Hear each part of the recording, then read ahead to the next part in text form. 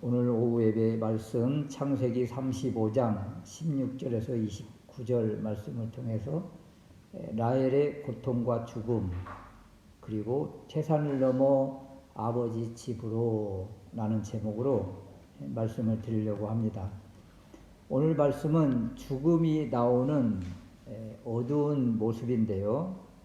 야곱이 그렇게 사랑하는 아내 라헬의 죽음, 그리고 또 아버지 이삭의 죽음, 그리고 장자 르우벤의 음행, 이렇게 가슴 아픈 일이 연달아 나타납니다. 야곱과 야곱의 가정이 우상을 버리고 정결하며 하나님 앞에 제단을 쌓은 하나님의 자녀들이잖아요. 하나님의 자녀들인데 이 다가오는 시련들은 끝이 없는 것 같아요. 이것이 그리스도인의 삶 아니겠어요? 그 사리제에 환경운동 하시는 그 목사님이 계신데 그분이 페이스북에 이런 글을 남겼는데요. 한 나무, 곱게 자란 나무를 이렇게 사진으로 찍어서 올리고 그 밑에 이런 글을 썼습니다. 곱게 자란 나무는 열매를 맺지 못한다. 이런 글인데 참 의미가 있는 것 같아요. 그래서 그런지 야곱의 인생 또는 우리 예수 믿는 사람들의 가정과 사업장과 인생을 바라보면 참 바람잘 날이 없다. 이 말이 또 맞는 것 같아요. 그래서 오늘 말씀 속에서 시련과 환난, 태산 이런 것들이 쉬지 않는 야곱의 가정을 바라보면서 이런 것들이 무엇인지 깨닫고 우리에게 다가오는 그 세찬 험난 풍파를 그 이기는 비결을 깨닫는 은혜가 있으시기를 주님의 이름으로 축원합니다. 첫 번째 우리에게 주는 메시지는 라헬의 죽음이에요. 사랑하는 이를 잃는 모습, 이 모습이 무슨 뜻이 있을까 이런 것인데 16절에서 18절 말씀에 야곱 가정이 베델에서 떠나 에브라스에 이르기까지 얼마 길을 격한 곳에서 이 에브라스에 약간 못 미친 곳에서 이런 뜻인데요. 라헬이 해산할 때가 되어 몹시 고통을 당하고 있는 모습입니다. 난산으로 그 고통이 너무 심할 때 산파가 17절 말씀에 두려워하지 마세요. 지금 그대가 아들을 낳았어요. 또 아들입니다. 이 말을 하는 거예요. 두려워하지 말라. 지금 그대가 아들을 낳았다. 이 말은 지금 이 산고 가운데 이제 죽음을 앞두고 있는 라헬에게 마지막 큰 소망의 메시지예요. 라헬의 큰 소망 중에 하나가 무엇이냐면 아들 요셉을 낳을 때 요셉의 이름 뜻이 더함 이런 뜻이라고 그랬잖아요. 요셉을 딱 아들을 낳고 하나님 또요 이런 뜻이 이 요셉이에요. 그래서 라헬의 그 간절한 소망이 요셉의 동생 또 아들을 이렇게 낳고 싶은 그런 간절한 소망이 이 라헬의 소망인데 오랜 세월이 지난 다음에 지금 아들을 낳고 있는 거예요. 그러니까 지금 인생은 지금 끝나가는 시점이에요. 라헬의 마지막 지금 호흡이 남아있는 그때에 어떤 말이 지금 라헬의 귀에 들리는가 하면 아들을 낳았어요. 이 말이죠. 그러면 그렇게 바라고 기대하고 기도했던 소망, 소원을 하나님이 들어주셨구나. 이제 이 말을 듣고 이제 마지막 삶을 이제 끝내는 것이죠.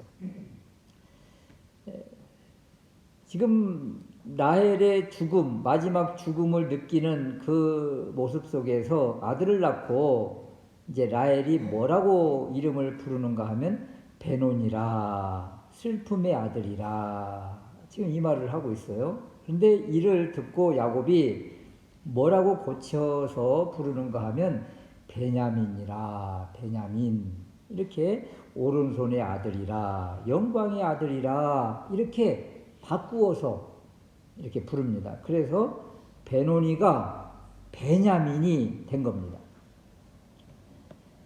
그리고 라헬이 죽고 라헬을 장사하는데 19절 말씀에 보면 베들레헴 길에 장사하였다.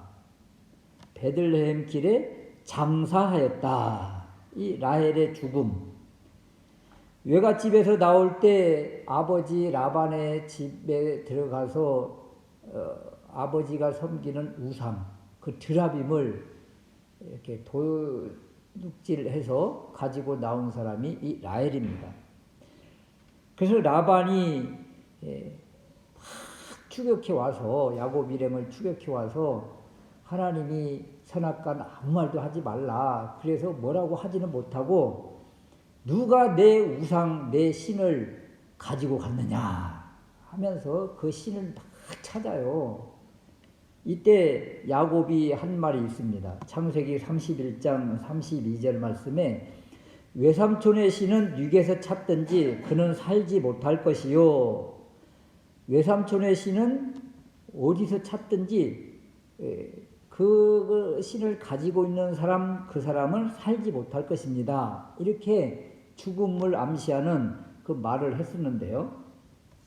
그래서 라헬이 참 이렇게 원하는 목적지까지 가지 못하고 빨리 인생을 끝난 것이 아닌가, 죽음을 당한 것이 아닌가, 이렇게 하는 말들도 있습니다. 그래서 우리가 말을 참 조심해야 된다, 이제 이런 말도 있는데, 그러나 궁극적인 가장 큰 이유는 이것 때문이라기보다는 우상을 품고 우상을 가져왔다, 야곱이 그런 말을 했다기보다는 라헬의 죽음에 하나님이 숨겨놓은 큰 뜻이 있다는 거예요. 장소도 그렇고 또 라헬이 마지막에 이루어놓은 것도 그렇고 모든 것을 다 이루고 라헬을 통해서 하나님께서 계획하실 놀라운 계획들이 그 안에 많이 숨겨져 있어서 라헬이 지금 이 장소에서 죽어야 됐다는 것이죠. 사실 우상 때문에 죽었다고 하면 저는 우리 집은 우상 그 미신을 섬기고 그리고 무당이 둘인 집이었는데 이런 잣대를 들이대면 저뿐만 아니라 우리나라 사람들 살아남을 사람이 누가 있겠어요. 초등학교, 중학교, 고등학교 종교란에 교회 다니는 사람을 빼고는 무조건 다 불교 이렇게 써요. 종교란에 불교 대부분이 이렇게 써서 그냥 보이지 않게 다 우상을 섬겨온 사람들인데 이런 잣대를 들이대면 살아남을 사람이 없어요. 더군다나 세겜에서 나올 때 이 가정이 다 우상의 잔재들을 버리고 묻고 정결하게 하고 새 마음으로 새 사람이 됐잖아요. 그러니까 이런 잣대를 들이대면 우리 지금 예수 믿고 새 사람 됐는데 그 과거에 우리 조상이 섬기고 또 나도 젊을 때 섬기고 어릴 때 섬기고 이런 것 때문에 죽겠네? 불안해서 살겠습니까? 그래서 이런 의미라기보다는 라헬의 죽음에 놀라운 하나님의 계획들이 담겨져 있다, 이런 것입니다. 그래서 지금은 슬프고 고통스러워 앞이 보이지 않지만 이 너머에 라헬 죽음 너머에 하나님의 뜻이 숨겨져 있는 것처럼 우리도 이런 태산 같은 시련과 아픔과 고통과 눈물 뒤에 너머에 하나님께서 계획하신 뜻을 안다면 우리가 당하는 이 현실의 어려움을 넉넉히 이길 수 있지 않겠는가, 이런 것입니다. 그래서 라헬이 남긴 것들을 생각해 보세요. 라헬이 죽으면서 남긴 것들, 첫 번째는요, 베냐민 아들을 낳았다, 이런 것입니다.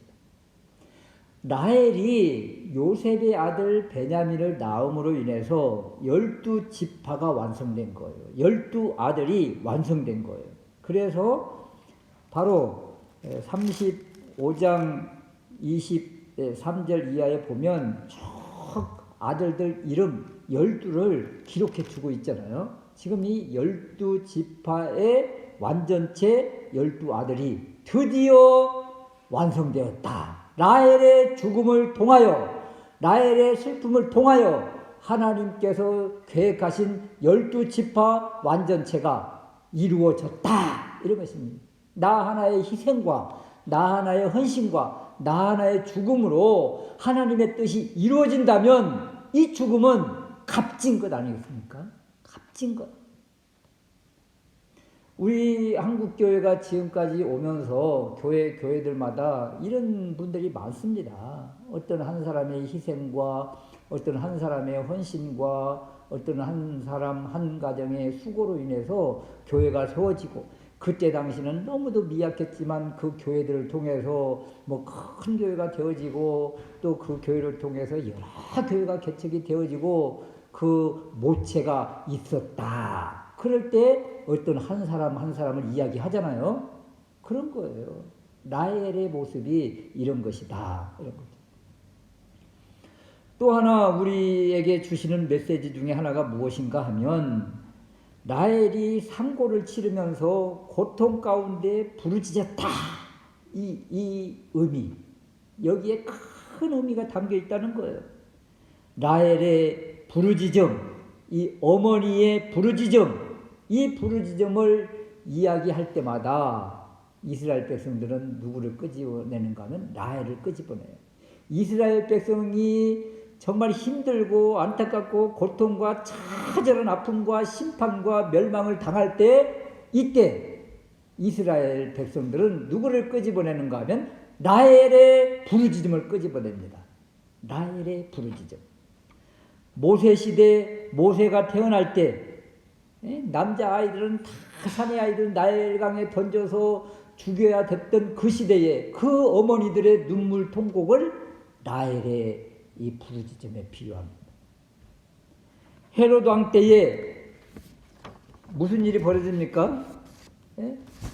그 베들레헴에 난 산의 아이들 2살 아래의 남자아이들을 다 죽이는 사건이 일어날 때 이 아들을 빼앗기고 그 처절하게 우는 어머니의 부르짖음과 통곡, 이 통곡을 누구 부르짖음과 비교를 합니까? 마태복음 2장 18절 말씀에 보면 라마에서 슬퍼하며 크게 통곡하는 소리가 들리니 라헬이 그 자식을 위하여 애곡하는 것이라. 이 라헬의 부르짖음 애곡을 바로 이스라엘 백성들의 슬픔과 부르짖음에 비유를 하는 거예요. 이스라엘 백성들이 멸망당할 때, 바벨론에 멸망당할 때도 이 라헬의 처절한 부르짖음을 빗대어 이야기합니다. 그러므로 라헬이 지금 아이 낳으면서 상고를 치르면서 부르짖고 통곡하고 애통해하고 가슴 아파하는 이 아픔이 바로 이스라엘의 눈물이고 이스라엘의 아픔이고 이스라엘 어머니들의 부르짖음이라, 이것을 보여주고 있다는 것이요. 그 라헬의 이 죽음과 라헬의 이 부르짖음은 하나님의 큰 계획과 뜻이 이 안에 담겨 있더라. 더군다나 19절 말씀에 라헬이 죽음에 어디에다가 장사했다고요? 에브랏 곧 베들레헴 길에 장사되었다. 여러분, 믿음의 조상 아브라함과 믿음의 조상들은 죽으면 어디에 묻혀요?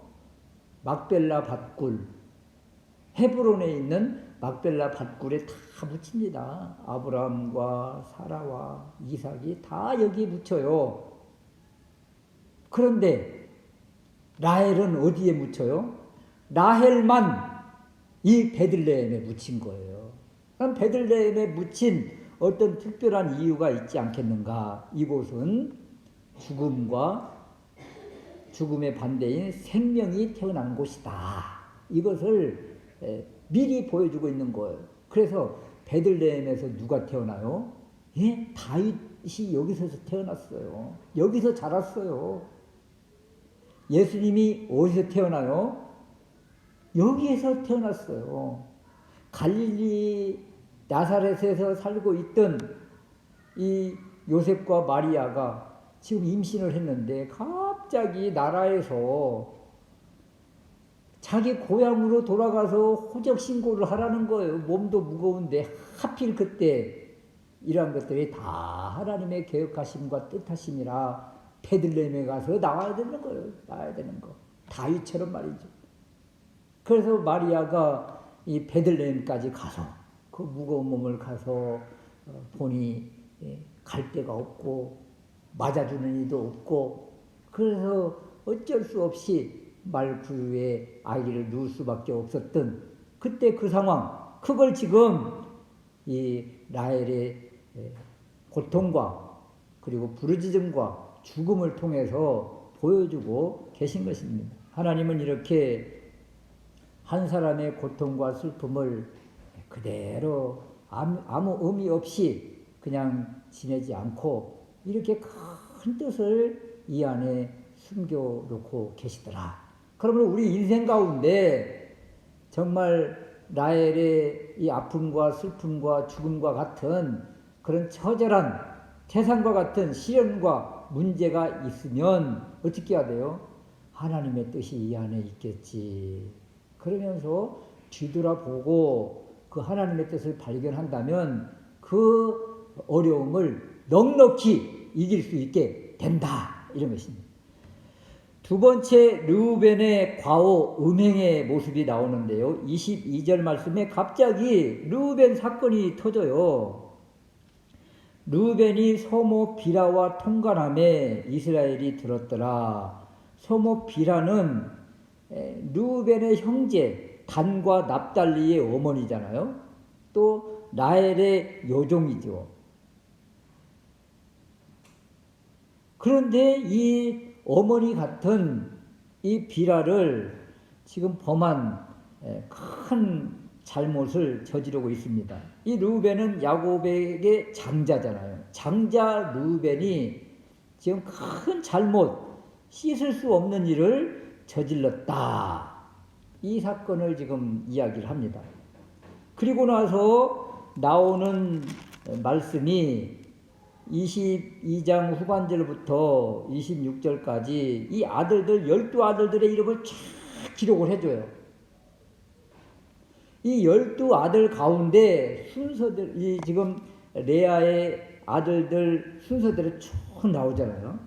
그런데 장자인 르우벤이 지금 어머니 같은 비라를 범함으로 인해서 장자권에서 탈락됐다. 이것을 지금 소개하는 겁니다. 이 12아들이 기록된 것은 라헬의 죽음을 통해서 12아들이 완성이 되었고 이 12아들 가운데 장자권의 복을 받을 사람이 반드시 있어야 되는데 장자 르우벤이 안타깝게도 지금 장자권을 상실당하고 장자권을 잃어버리게 되었다. 이것을 소개하는 거죠. 그래서 이 장자 르우벤이 장자권을 잃어버리는 이 상황을 바라보면 에서와 야곱 여기에서 에서가 장자권을 소홀히 경홀히 여기고 아무것도 아닌 것처럼 여기고 배가 고파서 먹는 그 식물 한 그릇에 장자권을 팔아 넘기는 모습과 너무 비슷하게 그래서 에서도 장자권이 야곱에게 동생 야곱에게 넘어가게 되고 르우벤의 장자권도 여기에서 탈락함으로 인해서 그 동생들에게 내려갔다. 이것을 지금 보여줍니다. 그런데 그러면 르우벤이 장자권에서 탈락하고 두 번째 아들 둘째 아들이 누구예요? 23절에 보니까 시므온인데 셋째 아들은 레이고 시므온과 레이 그 다음 그 차순으로 이렇게 장자권이 내려가야 되는데 세겜에서 시므온과 레이가 무참하게 세겜 백성들을 살육 잔혹하게 행동함으로 인해서 시므온과 레위도 장자권에서 탈락되었다. 그러면 누가 이제 장자권을 이어받겠습니까? 넷째인 유다밖에 없는 거예요, 지금. 그래서 혈통적으로 장자는 유다가 될 수밖에 없고, 그래서 유다를 통해서, 유다 지파를 통해서 결국 다윗 왕이 태어나게 되고, 그 지파를 통해서, 그 후손을 통해서 메시아 예수 그리스도가 탄생하게 되었다. 이것을 지금 우리에게 보여주고 있는 것입니다. 르벤 장자로 이렇게 큰 복을 가지고 태어났지만 안타깝게도 이 음행으로 인해서 장자권을 상실하게 되고 결국 이스라엘 12지파의 선봉 지파는 유다 지파가 될 수밖에 없다. 이것을 지금 12아들이 있는 이 상황 속에서 우리에게 지금 소개하고 있는 것입니다. 그러므로 우리의 위치와 우리가 하나님 앞에 어떤 존재인지, 하나님이 우리에게 주신 복이 얼마나 소중한 것인지 이것을 좀 제발 알았으면 좋겠다. 르벤과 에서는 하나님께서 주신 이 혈통적인 엄청난 복을 받았는데도 불구하고 이 복을 소홀히 여김으로 인해서 결국은 이 복을 놓쳐버리는 안타까운 사람들이 되었다. 그러므로 우리 인생 앞에 우리를 유혹하는, 미혹하는 수많은 죄가 우리 앞에 놓여 있을 텐데 이런 것들, 죄와 피 흘리기까지 싸워야 한다는 그 말씀을 좀 붙들고 몸부림쳐야 되겠다. 이런 몸부림 가운데 하나님께서, 어떤 하나님이요? 오전 시간에 말씀드린 바 있죠. 엘샤다이, 전능하신 하나님이 대신 싸워 주실 것이다. 이런 것입니다. 세 번째, 아버지 이삭을 만나게 됩니다. 아버지 이삭을 만나고 만나자마자 이별이라 아버지 이삭이 돌아가는 또 아픔을 겪게 되는데요. 야곱의 여정을 보면 외갓집 밧다라람에서 돌아와서 숲곳에, 그리고 세겜에, 그리고 베델, 또 내려오다가 베들레헴, 그리고 아버지 이삭이 계신 곳 헤브론까지 오게 됩니다. 하나님께서 약속하신 장소, 야곱이 머무르기 원하는 그 장소가 아브라함이 거하던 곳, 이삭이 거하고 있는 곳, 바로 이 헤브론입니다. 헤브론. 그래서 드디어 천신만고 끝에 야곱이 아버지 집, 이삭이 있는 곳 왔더니 이미 어머니 리브가는 이미 돌아가시고 계시지 않고, 그렇지만 아버지 계신 이 집으로 야곱이 돌아오게 된 거예요.